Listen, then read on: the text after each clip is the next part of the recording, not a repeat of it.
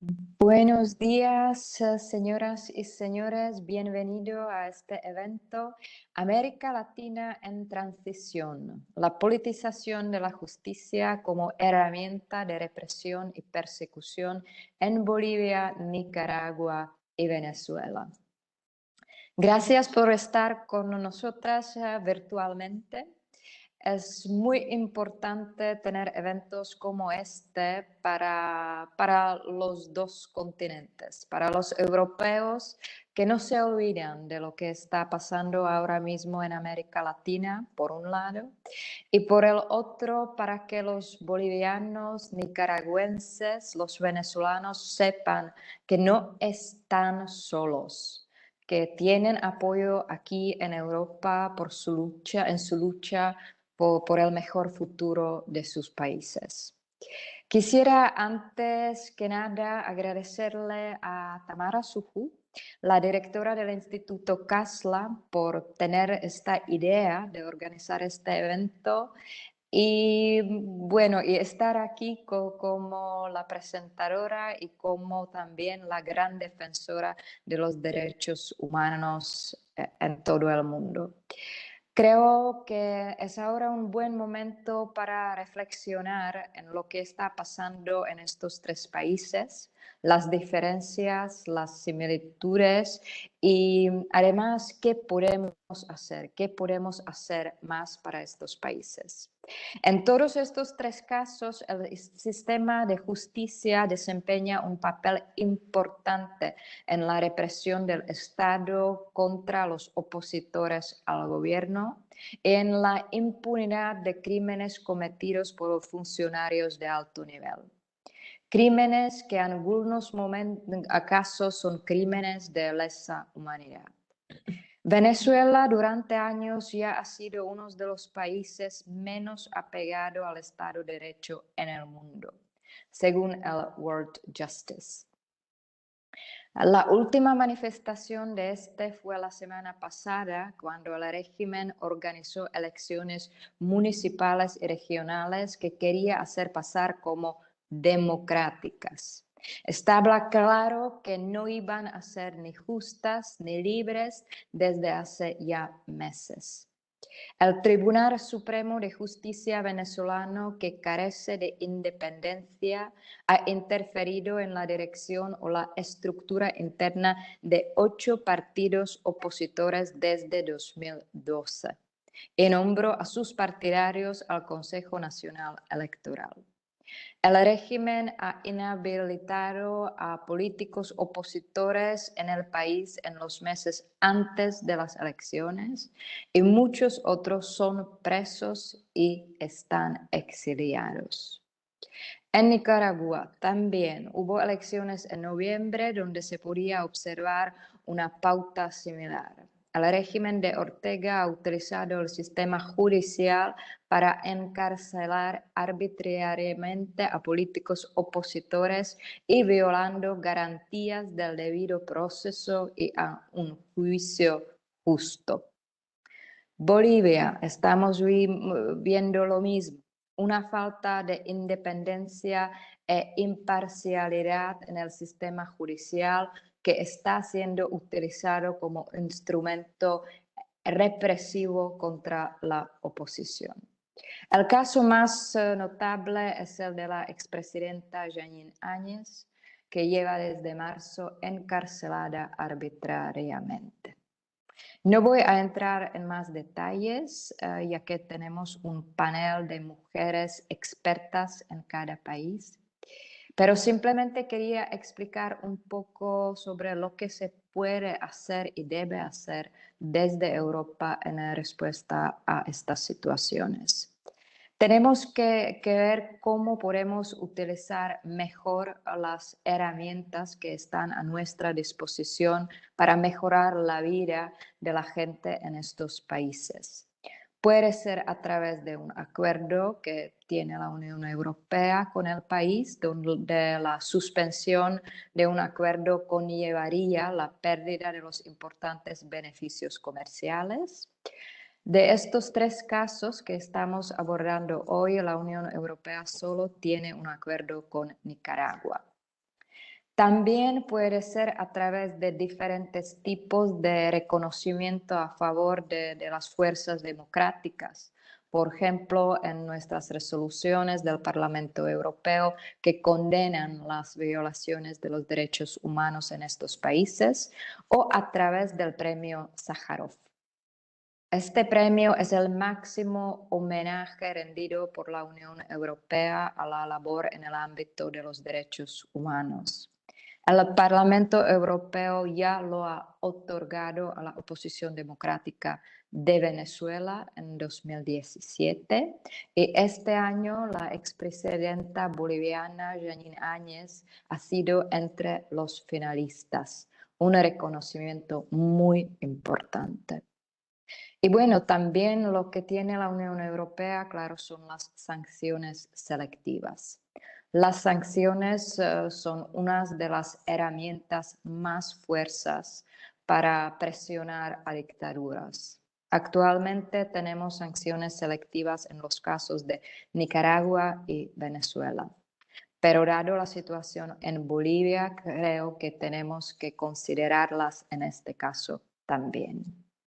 Las sanciones envían un mensaje firme y claro. La Unión Europea no tolerará violaciones de los derechos humanos en todo el mundo. Pero los efectos económicos y capacidad de ser efectivas divergirán dependiendo si se sanciona a individuos o sectores específicos y también tomando en cuenta el contexto internacional y lo que hagan otros países. Por eso, y aquí voy a terminar, la cooperación internacional entre aliados democráticos es muy importante. Es muy importante para coordinar nuestra mejor respuesta a las violaciones de los derechos humanos. Bueno, señoras y señores, amigos bolivianos, nicaragüenses y venezolanos, Europa les está escuchando. No les vamos a dejar solos en su lucha hacia la democracia y el Estado de Derecho. Y daré ahora mismo la palabra a Tamara para presentar a nuestras panelistas. Tamara, por favor. Muchísimas gracias, Dita. Muchas gracias por tus palabras y además siempre tan solidaria con las causas nuestras, ¿no? Las causas de América Latina, sobre todo de los países que más necesitan de la ayuda de Europa. El Parlamento Europeo siempre ha sido una puerta para denunciar lo que nos pasa, lo que nos ha sucedido, y creo que tú eres una de esas grandes luchadoras por lo que sucede en nuestro país. Siempre hemos conseguido tus puertas abiertas y siempre ha habido iniciativas por parte del grupo parlamentario al que representas, unido con otros grupos, para justamente lo que estabas diciendo, ¿no? Sanciones.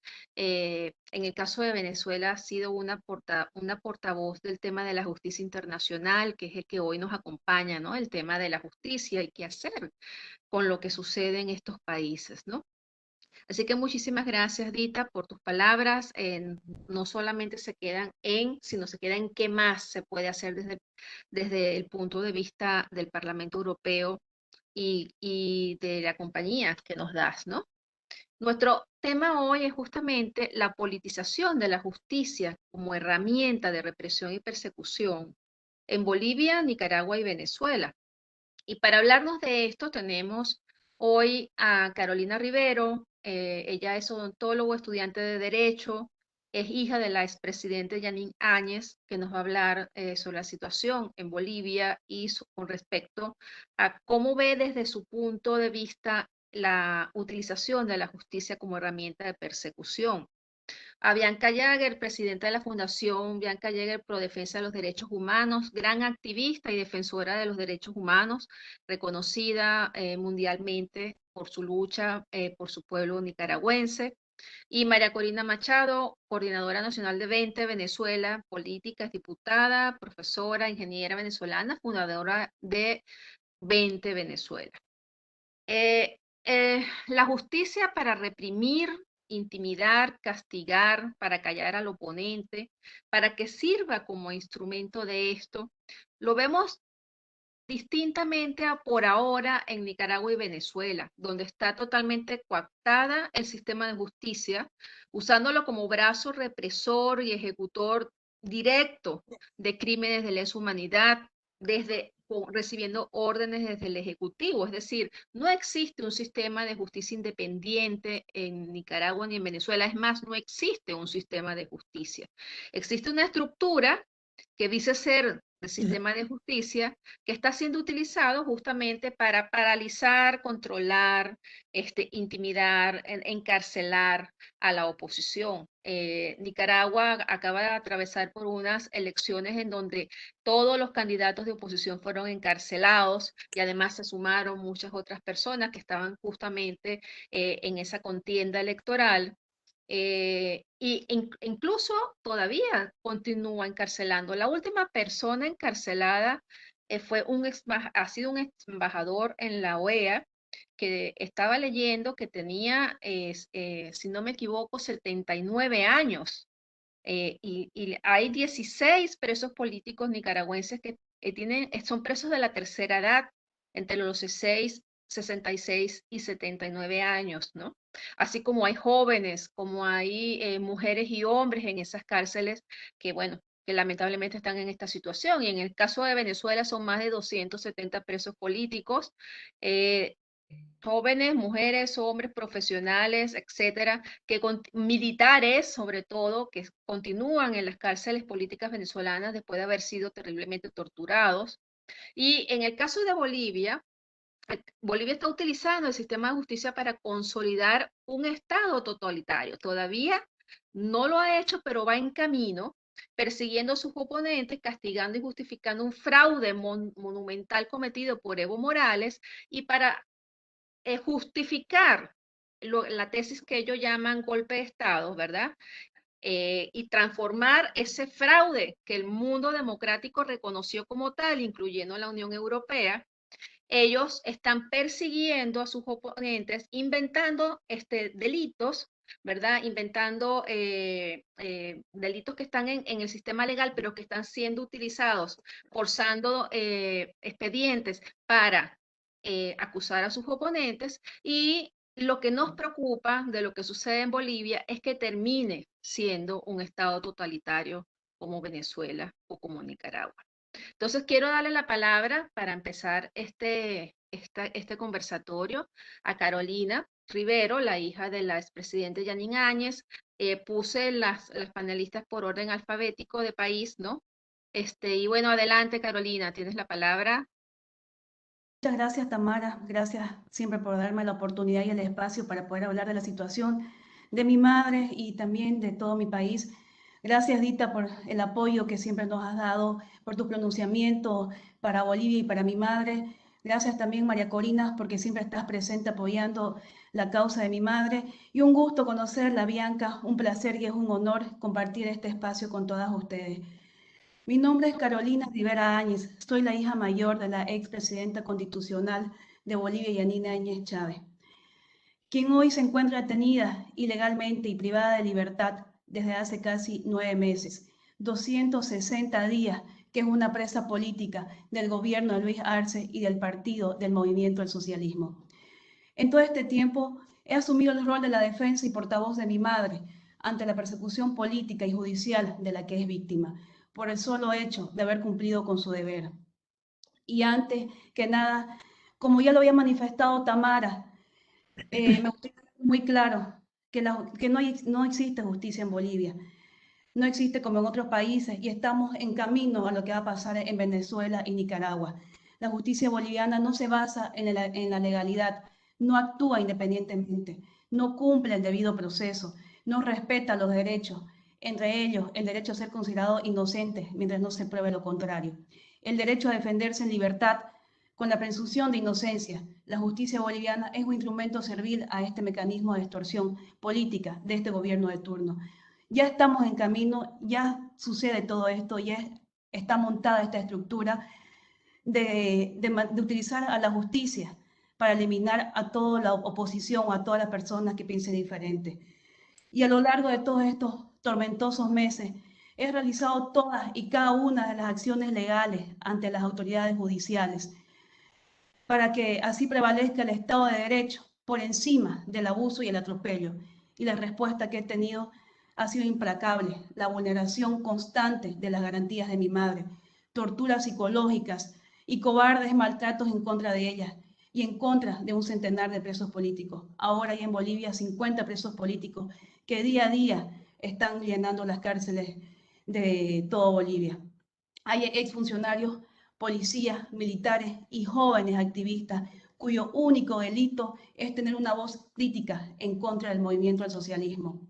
En este duro tiempo de luchar por la vida y la libertad de mi madre, me he dado cuenta de una realidad muy dura y cruel. En mi país estamos viviendo este infierno judicial, que el gobierno vulnera totalmente la independencia de las cortes, sometiéndolas y usándolas como un instrumento de persecución política, inventando delitos y procesos abusivos con el único fin de usar imputaciones infundadas y desproporcionadas en detenciones arbitrarias. Esto no solo contra rivales políticos, sino contra cualquier ciudadano que se atreva a pensar diferente o peor aún, contra periodistas que denuncian sus crímenes. Así que día a día me pregunto, ¿qué justicia queda para un boliviano si a una exmandataria está encerrada en una fría celda? ¿Qué justicia puede tener un boliviano de pie si a una ex autoridad de la más alta jerarquía la detienen de forma abusiva y arbitraria, de forma ilegal e inconstitucional? Porque no olvidemos que mi madre está siendo procesada por la vía ordinaria y no por un juicio de responsabilidades o un antejuicio de mérito aprobado por el Congreso de la Nación como corresponde en su caso a una expresidenta de Estado, lo cual esto establece un nefasto precedente y quebranta el Estado de Derecho. En otras palabras, ya no son solamente ataques contra Yanine Áñez ni contra su hija, porque yo también he sido amedrentada, hostigada y amenazada con abrirme proceso solo por salir a defender a mi madre, pretendiendo callarme para que no vuelva a alzar la voz, suplicando libertad para ella, porque lo único que suplico es un juicio justo y que se respete el debido proceso. He sido atacada y golpeada por policías, quienes se supone que son los que tienen que defendernos.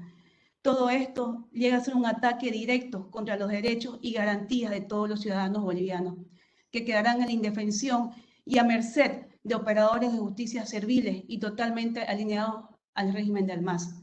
Durante todo este año, Luis Arce y sus cobardes palaciegos han intentado instalar un mentiroso relato que busca distorsionar la historia y manipular a los bolivianos.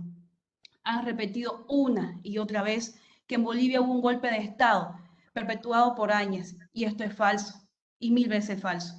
Solo hay una verdad, que mi madre ha sido una mujer valiente.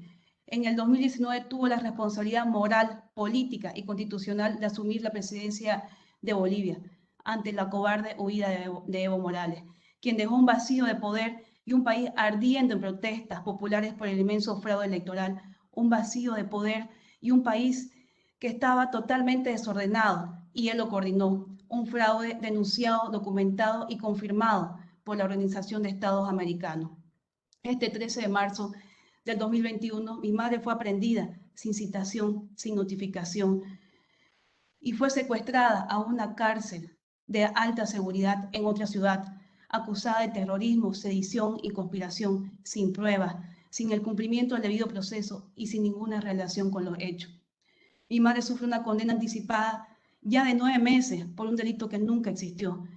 Mi madre sufre una condena anticipada por la venganza de un partido político que no respeta las reglas de la democracia y que usa el poder para perseguir, encarcelar, amenazar y cambiar la historia e instalar un relato acorde a su propia necesidad. La incorporación de mi madre en este supuesto golpe de Estado ha sido completamente política. No se le enjuicia por sus acciones como expresidenta, sino que se le involucró en un proceso de un delito que nunca existió. Pero el pueblo boliviano se está dando cuenta, y espero que aún no sea demasiado tarde. Inclusive hay hasta rechazo de los abusos y excesos que está cometiendo el presidente Luis Arce contra una mujer que está indefensa, enferma y en total estado de vulnerabilidad. Hay organismos de derechos humanos como Human Rights, Amnistía Internacional, el Parlamento Europeo, que le agradezco de corazón a Dita, que siempre ha hecho sus pronunciamientos desde marzo por esta injusticia que está viendo mi madre y toda mi familia. Decenas de gobiernos latinoamericanos, también muchas mujeres han firmado pidiendo la libertad de mi madre, pidiendo que se respete el debido proceso. Eso gracias también a María Corina, que ha reunido las voces de muchas mujeres en el mundo haciendo esta petición. Incluso el viernes pasado, el Comité contra la Tortura denuncia el abuso político del arresto de la exmandataria, mi madre Yanine Áñez. Incluso manifestaron que la acusación de terrorismo es una manipulación totalmente arbitraria. Por todo esto que hoy expongo ante ustedes y con la firme convicción, porque duele mucho la injusticia. Parte el alma, el abuso de poder. Y lo único que me mantiene firme y con fortaleza es el amor que le tengo a mi madre, de quien lucho por ella en el lado correcto de la historia. Y hoy alzo mi voz para pedir libertad, justicia y democracia para mi madre Yanine Áñez, para todos los presos políticos y para todos los bolivianos que anhelan con un país donde se respete la ley, se garanticen los derechos humanos. Y no voy a callar nunca, ni descansaré hasta lograrlo. Muchas gracias. Muchas gracias, Carolina. Bueno, gracias por tu relato. Te has convertido en una gran defensora de la causa de tu madre y de la causa de todos los presos políticos bolivianos. El caso de tu mamá, resumo de lo que dices, sobre todo lo que cuando la detención preventiva se convierte en casi cumplimiento de pena, ¿no? Dices que tu mamá tiene 9 meses detenida preventivamente. Esto es una de las cosas que se han denunciado de lo que está sucediendo en Bolivia, que todos entran en esa detención preventiva y se transforma en años, ¿no? Hasta que comienzan los juicios y los sentencian. Y bueno, aparte de todos los problemas de salud por los cuales ha atravesado tu madre, que se estaba exigiendo casi que una medida humanitaria, y bueno, eh, estamos contigo y no estás sola. Eso es lo importante de eventos como este, Carolina, para que lo sepas. Muchas gracias. Quiero, Mi madre tiene 9 meses, perdón, y ya le han dado 5 meses más de detención preventiva. mm, quiero avisarle a las personas que nos están escuchando, a los panelistas, que los panelistas pueden responder preguntas al final. Pueden hacer las preguntas por el chat, el público que nos está viendo, si desea hacer alguna pregunta a nuestros panelistas, ¿de acuerdo? Quiero darle la palabra ahora pues a Bianca Jagger. Adelante, Bianca. Muchas gracias. Buenas tardes, señores y señoras, amigos y amigas.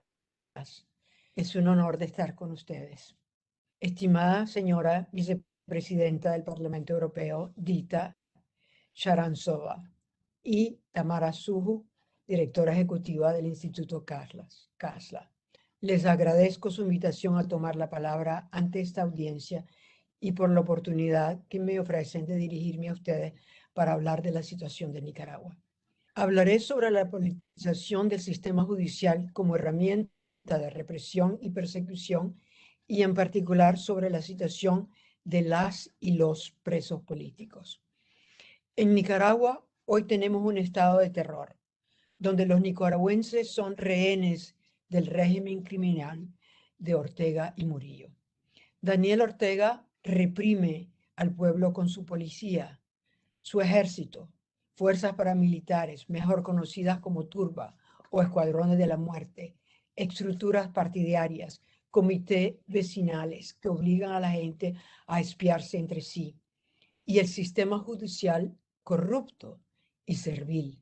Estas son las mismas estructuras que se emplearon para reprimir el levantamiento no violento y asesinar a los manifestantes en 2018 con total y absoluta impunidad. Las violaciones graves y sistemáticas de los derechos humanos han sido ampliamente documentadas por organizaciones internacionales de renombre como la Oficina del Alto Comisionado de las Naciones Unidas para los Derechos Humanos, la Comisión Interamericana de Derechos Humanos, Human Rights Watch, Amnesty International, entre otras. Y yo creo que ustedes también saben que el Grupo Interdisciplinario de Expertos Independientes, GIEI, establecido por la Comisión Interamericana de Derechos Humanos, ha concluido que el régimen de Ortega ha perpetrado crímenes de lesa humanidad.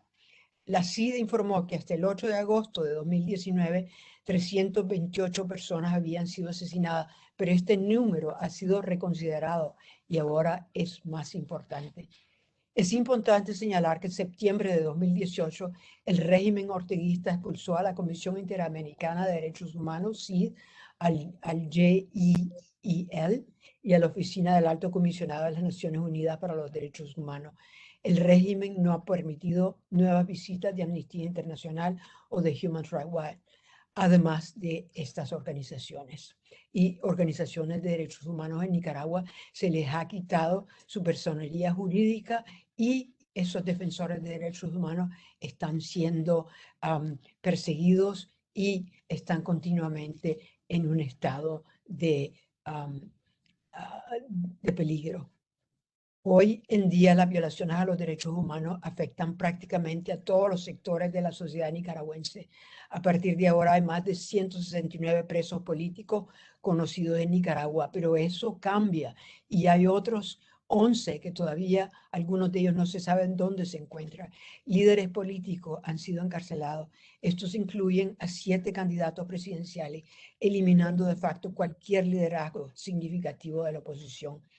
Estos líderes representan a políticos, miembros de la sociedad civil, mujeres, estudiantes, campesinos, miembros del sector privado y periodistas, personas de todas las esferas de la vida en Nicaragua, tanto de derecha como de izquierda, incluyendo destacados ex líderes sandinistas que participaron en la lucha contra Somoza y que también participaron en la operación para liberar a Ortega de las cárceles del dictador. La última ronda de secuestros y detenciones que comenzó el 28 de mayo incluye a muchos de estos líderes. No voy a leerle todos los nombres porque creo que no tendría tiempo. Daniel Ortega está negando el acceso a abogados, asistencia médica y humanitaria y familiares a todos los que tienen como rehenes. Las crueles políticas del régimen de Ortega van en contra de todas las convenciones y normas internacionales y de la humanidad básica. Cristiana Chamorro, María Fernández Flores, Noel Vidaurre y el periodista Jaime Arellano están bajo arresto domiciliario, mientras que los demás están detenidos en las famosas cárceles de Ortega. Algunos de ellos tienen serios problemas de salud. La mayoría de los detenidos en el Centro de Seguridad El Chipote han perdido más de 30 libras de peso dada la falta de alimentos que están recibiendo, lo que probablemente tendrá un impacto permanente en su salud. La sombra oscura de la tortura a la que también están siendo sometidos muchos de los presos y de las presas, según han denunciado sus familiares y organizaciones nacionales e internacionales de derechos humanos, pesa mucho en su familia. Los periodistas han sido víctimas de una persecución implacable por parte del régimen orteguista. La libertad de prensa está siendo atacada y varios periodistas conocidos se encuentran entre los detenidos. Igualmente, además, innumerables periodistas se han visto obligados a huir del país. Sus instalaciones y a veces sus hogares han sido saqueados y sus propiedades confiscadas. Entre las 169 personas que se encuentran retenidas por motivos políticos en las cárceles por el régimen de Ortega y Murillo en Nicaragua, en condiciones inhumanas se encuentran 14 mujeres. Los casos de las 14 mujeres revelan un patrón de vulneración continua de sus derechos y procesos sin la más mínima garantía procesal, detenciones arbitrarias sin orden judicial y en algunos casos con violencia desproporcionada de agentes de la policía o incluso civiles armados. Periodos de desaparición forzosa, en algunos casos de hasta 80 días, por ocultamiento del paradero de parte de las autoridades. Reclusión en celdas que no cumplen los estándares internacionales y en condiciones de temperatura, de higiene y luz que pueden ser considerados elementos de tortura. Medidas represivas como el aislamiento y la incomunicación con otras personas, incluidos abogados, defensores y familias durante la semana, y secretismo. Las causas no aparecen al sistema informático judicial o paralización del proceso judicial sin argumentos legales. Las audiencias sumarísimas con pruebas y testigos que ofrecen muchas dudas y que son basadas en acusaciones completamente fabricadas. En este conjunto de dispositivos de represión hay acciones dirigidas especialmente a reprimir a las mujeres privadas de libertad, que son sometidas a un trato diferencial. Según han señalado diversas analistas, las mujeres presas están expuestas a otros tipos de violencia de género, como la violencia verbal sobre los roles socialmente impuestos, acusaciones de ejercer maternidad irresponsable por el abandono de sus hijos y ofensa por la orientación sexual. Me permito contarles sobre las 14 mujeres presas, comenzando con las que han sido encarceladas más tiempo y terminando con la mujer joven que fue detenida hace 3 semanas. Los nombres son, y no me voy, desgraciadamente no les puedo decir todo sobre ellas. María Esperanza Sánchez García, que tiene 53 años de edad y es ejecutiva de ventas, soltera y madre de 3 hijos. Carla Vanessa Escobar Maldonado tiene 38 años y es madre de un niño menor de edad. Fue detenida por primera vez el 3 de enero del 2019 tras la protesta del 2018. Julia Cristiana Hernández Arévalo es una activista de 32 años, casada y con 2 personas a su cargo, un hijo de 9 años y su madre adulta, mayor y con discapacidad. Fue detenida el 7 de enero del 2021, desaparecida por ocultamiento de paradero durante aproximadamente 15 días y posteriormente condenada a 18 años de prisión por falsas acusaciones de tráfico de estupefacientes y fabricación. Cristiana María Chamorro Barrios, periodista y editora de 67 años de edad, viuda y madre de 2 hijos mayores de edad, quien anunció su intención de presentar su candidatura a la presidencia de la República en las pasadas elecciones y fue detenida inmediatamente después, el 2 de junio de 2021. Cumple 178 días detenida en su domicilio en régimen de casa por cárcel bajo la acusación de gestión abusiva y falsedad ideológica y de lavado de dinero, bienes y activos a través de su fundación. Estas acusaciones totalmente falsas, como todas las acusaciones a todos los presos políticos en Nicaragua. Violeta Mercedes Granera Padilla, socióloga de 70 años de edad, casada con 5 hijos, detenida el 8 de junio de 2021 y retenida desde entonces en el Nuevo Chipote bajo la acusación de atentado contra la sociedad nicaragüense y los derechos del pueblo, a pesar de que cuenta con medidas cautelares y provisionales por parte de la Corte Internacional de Derechos Humanos.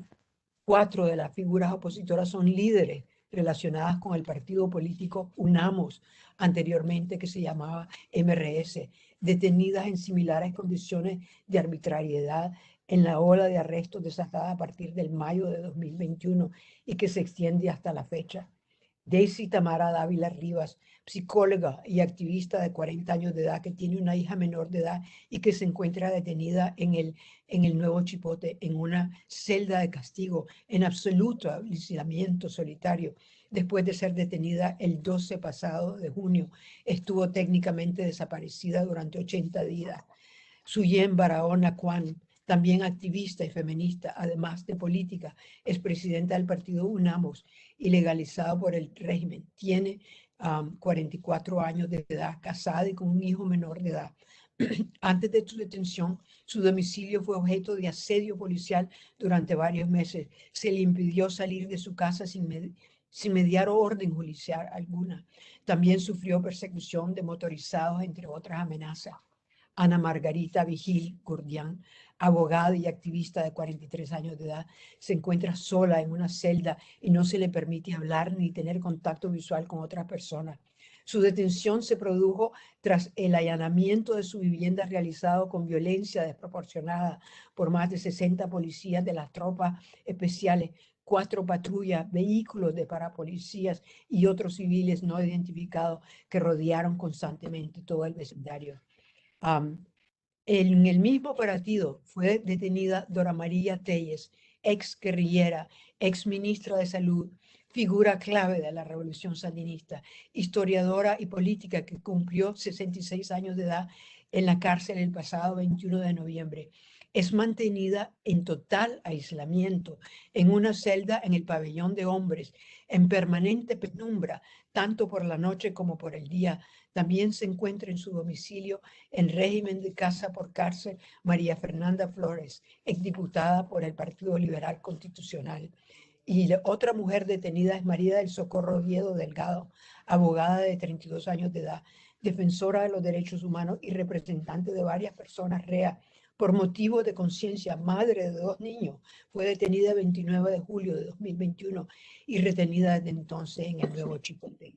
Nidia Lorena Barbosa Castillo, jubilada de 66 años, acusada por la Fiscalía y sin presencia de sus abogados de conspiración y delitos cibernéticos, sobreviviente de cáncer. Actualmente se encuentra hospitalizada debido a varios problemas de salud.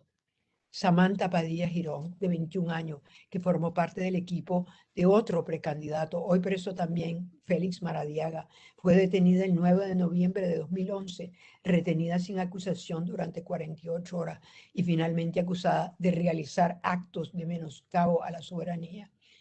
Estoy aquí para demandar la libertad inmediata de todas y cada una de las presas políticas y de los presos políticos, así como de los 155 hombres reos de conciencia contabilizados por el mecanismo para el reconocimiento de los presos políticos de Nicaragua, dado que todas y todos son inocentes y que de cumplimiento a la orden de liberación dictada por la Comisión Interamericana de Derechos Humanos y no acatada por el gobierno de Nicaragua. En tanto se les libera la obligación del régimen Ortega Murillo, demandamos garantizar las condiciones mínimas establecidas por las normas Mandela, lo que incluye cesar inmediatamente las condiciones de castigo como el aislamiento y la incomunicación establecida sin argumentos que la justifiquen, establecer un régimen humano de luz, tanto natural, acceso a sol como artificial, mantener la celda con iluminación adecuada el día y la noche, acatar los dictámenes judiciales que ordenan permitir las visitas de familiares y abogados y establecer y respetar un calendario claro de visitas sin acoso policial a familiares, facilitar asistencia sanitaria y farmacológica a las personas presas para que puedan tratar de dolencias crónicas que padecen y las sobrevenidas durante su cautiverio. Y lo que yo pido aquí es permitir el acceso libre y privado, asistencia letrada de su elección, en especial durante los interrogatorios, a eliminar las dilaciones de los procesos judiciales retrasados por razones extralegales y finalizar los procesos en los plazos marcados por la ley. Le hago un llamado al Parlamento Europeo a que apoye al pueblo de Nicaragua para que logremos tener elecciones libres, justas y democráticas y que un día no muy lejano logremos establecer la democracia y la justicia en Nicaragua. Pero sobre todo, les solicito que escuchen el llamado de los familiares de las y los presos políticos que demandan libertad para las presas y presos políticos en Nicaragua. Muchas gracias. Muchísimas gracias, Bianca, por tus palabras y por todo tu relato completo sobre la situación en Nicaragua. María Corina, adelante, tienes la palabra. Gracias, Tamara, a ti, el Instituto Casla, por esta oportunidad, a la europarlamentaria Edita Sharanzová, gran amiga de todas las causas por la libertad en el mundo y en particular en América Latina, y por supuesto, Carolina, todo mi abrazo fuerte para ti, para tu mamá, para todos los que luchan por la democracia en Bolivia, y encantada de verte a ti también, Bianca. Fíjense, hay un patrón común en estos sistemas totalitarios. Claramente utilizan 3 mecanismos: la mentira al extremo, el miedo, el terror que se impone a toda la sociedad y desde luego el caos. Y eso vemos cómo ha ido incrementándose en estos sistemas totalitarios como el de Cuba, Nicaragua, Venezuela, y desgraciadamente empezamos a ver ya en esa misma dirección avanzando Bolivia y quizás unas señales alarmantes en otros países de la región. Estos sistemas se apuntalan en 3 pilares. Uno es el sistema de represión, el otro es el sistema de propaganda y el tercero el sistema de financiamiento criminal, digamos, donde entra una cantidad de recursos ilegales, desde narcotráfico hasta redes de hasta tráfico de niños y prostitución infantil, toda una gama de actividades ilegales que utilizan para llevar adelante este mecanismo de terror ciudadano. Y por eso creo que es tan importante este planteamiento que ustedes nos han llamado hoy a conversar, a discutir sobre cuál es el rol del sistema judicial en el contexto de estos sistemas totalitarios. Como bien decía Dita, en los últimos días se publicó el informe del World Justice Project, donde 139 países en el mundo fueron ranqueados con relación al Estado de Derecho. Y no es sorpresa que Venezuela haya aparecido en el último lugar, en el puesto 139. Pero esto ha venido acompañado de los informes de las Naciones Unidas, tanto de los relatores especiales como la misión de verificación de hechos, que no solamente han documentado el horror que significa la violación sistemática y masiva de los derechos humanos, pero también en su último informe de septiembre de este año, al que voy a hacer referencia un poquito más adelante, sobre cómo el sistema judicial se ha convertido en un elemento y una herramienta de represión y terror.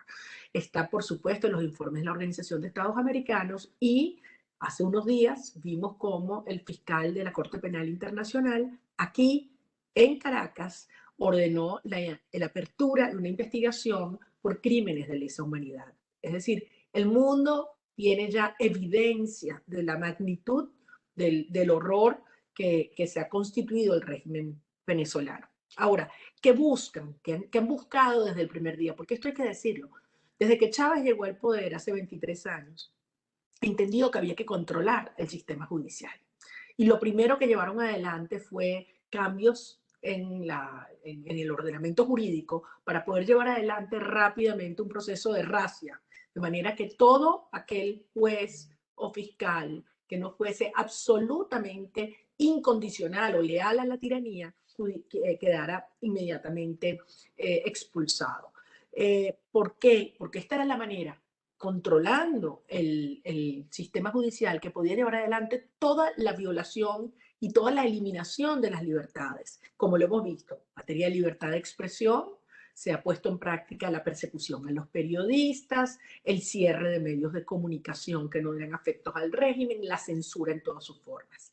La violación de la propiedad privada. Son cientos y cientos y cientos de casos de expropiaciones, de toma de territorios, ya son más de 5 millones de hectáreas en Venezuela que han sido ocupadas por el régimen y tienen por detrás, obviamente, el aval del sistema judicial, quitándosela a sus productores legales. En términos de persecución política, hemos visto cómo no solamente es el encarcelamiento, la tortura, las desapariciones y las ejecuciones extrajudiciales que bien han documentado los informes de los organismos de derechos humanos. En materia de procesos electorales, como la sala electoral y la sala constitucional han hecho lo que les ha dado la gana para pasar por encima incluso decisiones cuestionables del árbitro electoral que ya está plegado a la tiranía. Pero de un solo firmazo, el TSJ pasa por encima de una decisión, en este caso del Consejo Nacional Electoral. ¿Cómo han arremetido contra las universidades? Las universidades venezolanas están públicas literalmente paralizadas, de rodillas, asfixiadas, con medidas del régimen que han buscado neutralizarlas y teniendo por detrás todo el soporte judicial. Y finalmente quiero mencionar en particular acciones que tienen que ver con la anulación de las competencias de otros poderes públicos. Quizás lo más escandaloso de todo esto fue lo ocurrido en el año 2016, el 11 de enero de 2016, cuando se logró que las fuerzas democráticas obtuvieran mayoría calificada en la Asamblea Nacional, más de 2/3, habían pasado solo unos días y el ilegítimo Tribunal Supremo de Justicia dictaminó que los 3 diputados indígenas del estado Amazonas no debían desincorporarse por supuestos irregularidades en su elección, cosa que a los pocos días llevó el Tribunal Supremo de Justicia a declarar en desacato al Parlamento Nacional. Imagínense lo que esto significa. Un órgano del poder público declara en desacato nada más y nada menos que al Parlamento Nacional. Es decir, aquí ya no hay ni siquiera un cuidado por las formas, sino que es absoluto y total control del régimen sobre el sistema judicial. Les dije que me iba a referir al último informe de la misión de verificación de hechos independiente de las Naciones Unidas. El año 2020 publicaron un informe demoledor en materia de derechos humanos y violación de derechos humanos. Y este año, en septiembre, se abocaron a abordar en más detalle precisamente cuál es la situación del sistema de justicia en Venezuela. Me voy a referir rápidamente a 5 elementos a los cuales ellos hacen referencia allí. Primero, ¿quiénes son los magistrados del Tribunal Supremo de Justicia? Allí queda claro establecido que 29 de los 32 magistrados son total y absolutamente plegados a la tiranía. Ni hablar quien ilegalmente ocupa ilegítimamente la presidencia, que por cierto es un individuo que tiene 2 acusaciones por homicidio, el señor Michael Moreno. Entonces, imagínense lo que representa este organismo. En el año 2015 apenas fue electa la Asamblea Nacional con mayoría y sabían que la Asamblea Nacional con mayoría de la oposición nombraría legítimamente a los magistrados faltantes de una manera express, violando todos los lapsos y todo el procedimiento establecido en la Constitución. Nombraron 13 magistrados principales, con lo cual terminaron de cooptar el TSJ. El segundo elemento que menciona el informe de la misión de verificación de hechos se refiere a los jueces de primera instancia y de apelación. Desde el año 2003 se descartó completamente en Venezuela la realización de concursos de oposición, como establece nuestro marco legal. Y se procedió a la designación de jueces provisionales, que saben clarísimo que si no cumplen las órdenes que llevan de la tiranía, automáticamente están destituidos. Este año, a principios de este año, el señor Michael Moreno, ilegítimo presidente del Tribunal Supremo de Justicia, anunció que solo el año pasado se habían designado más de 880 jueces de un universo que no llega a 3.000. Jueces provisionales, es decir, los cambian como les da la gana si a alguno les molesta. Y los jueces saben que están siendo objeto de control total y si no cumplen lo que le dice la tiranía, simplemente los destituyen. Lo mismo aplica para el caso de los fiscales, que es el otro elemento que contempla este informe de verificación de hechos. Y por último, se refieren a la inherencia del Ejecutivo, el régimen, en las decisiones del TSJ. Las decisiones del TSJ se imponen, según esta misión, por 3 vías. Por llamadas directas, porque se les ordena mensajes que su sentencia salga en una u otra dirección. En segundo lugar, a través de un elemento que sirve de bisagra entre el Ejecutivo y el Poder Judicial. Y en tercer lugar, por órdenes directas que emite en la televisión o en los medios de comunicación el señor Nicolás Maduro o el señor Diosdado Cabello.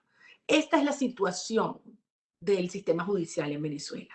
Es terror absoluto.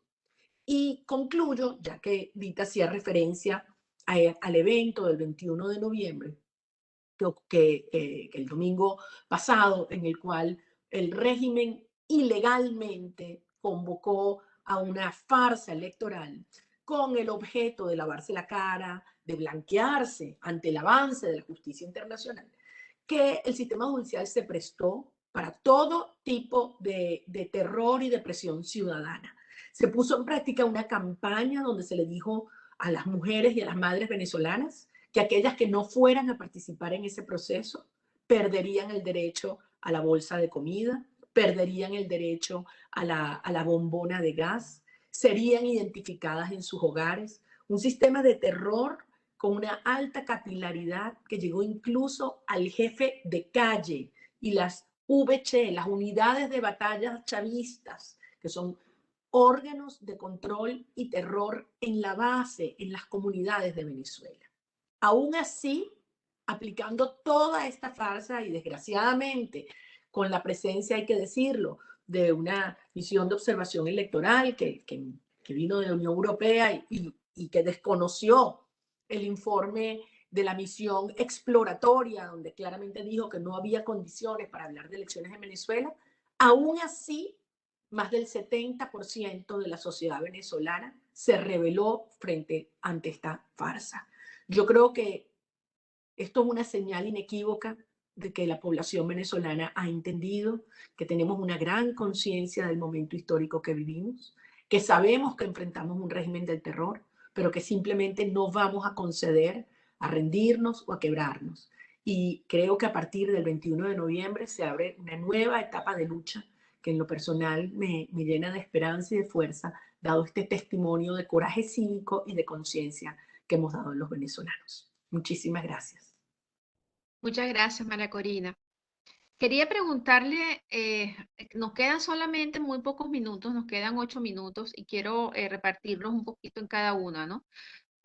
Rápidamente, Carolina, hay un mensaje que no sé si Dita quiere decir sobre los impedimentos que están consiguiendo para el traslado de la familia al premio Sájarov. Dita. Bueno, yo quería mencionarlo al principio también, que ojalá tengamos la posibilidad de vernos todos y todas la próxima vez en el Parlamento Europeo. Y ahora hago todo lo posible con mis compañeros del Parlamento Europeo, sobre todo con Herman Terch, que está con nosotros hoy también, para hacer venir Carolina al Parlamento Europeo para la entrega del premio Sájarov. Pero bueno, estamos también en las condiciones muy difíciles ahora en Europa con toda la pandemia y el nueva ola del virus, y el Parlamento sigue restringiendo el acceso de muchas personas al Parlamento. Por eso también estamos hoy el día online, pero voy a hacer todo lo posible que nos veamos con Carolina, por lo menos con Carolina pronto en Estrasburgo. Gracias, Dita. Muchas gracias, Dita, por todo lo que está haciendo, ¿no? Por todas las intenciones, por todo lo que está trabajando para poder ir al Parlamento. Siento que es muy importante para la situación de mi madre, para la situación de mi país también, porque estamos hablando de muchos presos políticos, incluida mi madre, y también todas las instancias que está agotando Herman Terch. Muchas gracias a él por tanta colaboración también, y porque sé que ustedes están haciendo hasta lo imposible para que podamos ir y podamos contar al mundo entero la situación que vivimos en Bolivia. Gracias, Carolina, y gracias, Dita. Bianca, Venezuela y Bolivia pertenecen están en el Estatuto de Roma, suscribieron el Estatuto de Roma y están en la Corte Penal Internacional. Y de alguna manera hay esperanza en la justicia internacional.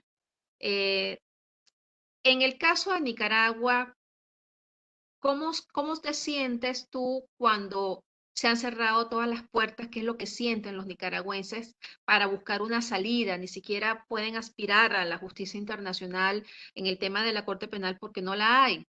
¿Qué piensas tú de cómo se puede avanzar en el tema de la justicia internacional con respecto a los crímenes de lesa humanidad que ha cometido el régimen de Ortega dentro de Nicaragua? Gracias por esa pregunta. Bueno, sí es cierto que Nicaragua no ha firmado y no es parte de la Corte Internacional de Justicia por el tratado, no ha firmado el Tratado de Roma.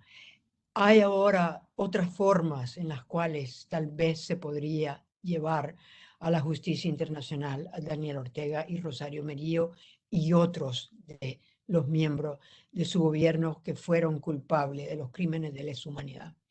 Entre tanto, ¿qué es lo que esperamos los nicaragüenses? Primero es que la comunidad internacional, en su mayoría, por lo menos 50 países han declarado las elecciones de ser ilegítimas. Y esperamos que va a haber una decisión mañana en la OEA en la cual se va a poder llamar a una reunión extraordinaria para que finalmente se le pueda aplicar la Carta Democrática a Nicaragua. Pero los nicaragüenses no perdemos esperanza. de que algún día lograremos, aunque no seamos miembros de la Corte Internacional, la Corte, la Corte Internacional de Derechos Humanos, the Inter-American Commission on Human Rights, que podremos encontrar alguna forma en la cual podríamos llevar a Ortega y Murillo y sus cómplices a hacerle frente a la justicia internacional. Gracias, Bianca. La justicia universal pienso yo que es la fórmula para buscar justicia en Nicaragua. Sí. María Corina, ¿qué esperas tú de la justicia internacional? Tú has sido un gran apoyo en este sentido en contra de muchos venezolanos que de alguna manera pues no creían o siguen sin creer o están pensando en sabotear el tema de la justicia internacional para darle paso a una convivencia dentro de Venezuela con este régimen criminal. Obviamente que estos sistemas utilizan todos los mecanismos de chantaje, de extorsión, de la corrupción para ir cooptando y callando. Y duele cuando es gente buena. Y no estoy hablando solamente en los partidos políticos, lo ves en la academia, lo ves en los empresarios, sindicatos, es decir, hasta en las iglesias. Pero esto ha pasado siempre a lo largo de la historia. Esto no es nuevo. Es decir, son mecanismos que quiebran y que cooptan. Lo importante es que la sociedad lo entienda y nos ha tomado mucho tiempo, muchos años de lucha, cientos, miles de presos políticos detenidos, perseguidos, defensoras de derechos humanos como tú, Tamara, que te fajaste allí frente a la Corte Penal Internacional cuando la gente decía eso no va a funcionar, eso no va a pasar. Y fíjense que ha sido lento para quien sufre aquí adentro, pero el caso de Venezuela se ha movido más rápido que otras investigaciones por la contundencia de la evidencia, de las pruebas y el coraje que han tenido los familiares de las víctimas y las propias víctimas. Yo estoy convencido que estos sistemas hay que rodearlos a través de la justicia. Y la justicia universal, como tú dices, porque en Venezuela claramente no hay. Como todo secuestrador, hay que cortarle los insumos de información, de agua, de luz, de armas. Y eso es lo que nosotros esperamos que la comunidad internacional haga en el caso de los secuestradores que ocupan a Venezuela. El paso ante la Corte Penal es un paso histórico. Yo creo que el régimen está consciente de ello y sí esperamos, y quiero aprovechar para darle las gracias a Dita, porque hay que ver lo que el Parlamento Europeo ha sido para nosotros los venezolanos. Sí esperamos que la Unión Europea y los países de la Unión Europea tomen medidas aún más fuertes y más firmes para terminar de construir este cerco judicial contra los criminales que han saqueado nuestro país y que han violado los derechos humanos y cometido crímenes de lesa humanidad. Por lo pronto, nosotros seguimos luchando aquí y estoy convencida que habrá justicia en Venezuela y que un día se conocerá toda la verdad. Muchísimas gracias, María Corina. Bueno, ya estamos terminando este conversatorio. Lo importante de todo esto es que los bolivianos, los nicaragüenses y los venezolanos sepan que sí hay trabajo, sí hay quienes trabajan en la comunidad internacional para ayudar, para denunciar y sobre todo para buscar salidas a estos regímenes no democráticos y que van camino al totalitarismo como lo es Bolivia, que nos tiene muy preocupados, ¿no? ¿Qué los une? Los une la amistad y la conchupancia a los violadores de derechos humanos, porque no solamente es Nicolás Maduro ni es Daniel Ortega, es aquella persona que desconoció unas elecciones fraudulentas y está tratando de hacerlo pasar como golpe para volver al poder, porque lo que quiere Evo Morales es volver al poder. Entonces, bueno, muchísimas gracias. Dita, te dejo la palabra para que cierres el evento. Gracias a todas por acompañarnos. Muchas gracias a ti, Tamara. Yo quisiera darle las gracias a todas las panelistas, Carolina, Bianca, María, Corina y a ti, Tamara, para organizar este evento. Para mí es un gran honor y también tengo un gran respeto para para nuestras panelistas, que son el ejemplo de los grandes defensores de los derechos humanos en sus países y gran luchadoras. Es terrible escuchar su descripción de las situaciones en sus países, las injusticias, pero yo pienso que es necesario hacerlo, hablar de esto, de dar la visibilidad y también para que Europa, los europeos, comprendan mejor la situación actual en estos países en América Latina. Y bueno, desde Europa una promesa que no vais a estar solos, que estamos aquí para apoyar las fuerzas democráticas en estos países y bueno, vamos a estar con vosotros en su lucha hacia la democracia en vuestros países. Muchísimas gracias. Gracias, Dita. Gracias. Y sobre todo los presos políticos. Eso es lo más importante, el obtener la liberación de todas esas personas que sufren en esas cárceles infrahumanas, tantas cosas, ¿no? Tantos testimonios de horror. Los testimonios de horror, Dita. Yo a veces pienso en lo terrible que es sentir la normalización del horror en cada uno de nuestros países, ¿no? Y bueno, por eso trabajamos todos los días, para que eso no suceda. Gracias, Dita. Gracias. Gracias a todos. Gracias, Tamara. Gracias. Gracias a todas. Hasta Gracias. luego. Gracias a Hasta ustedes. luego. Gracias.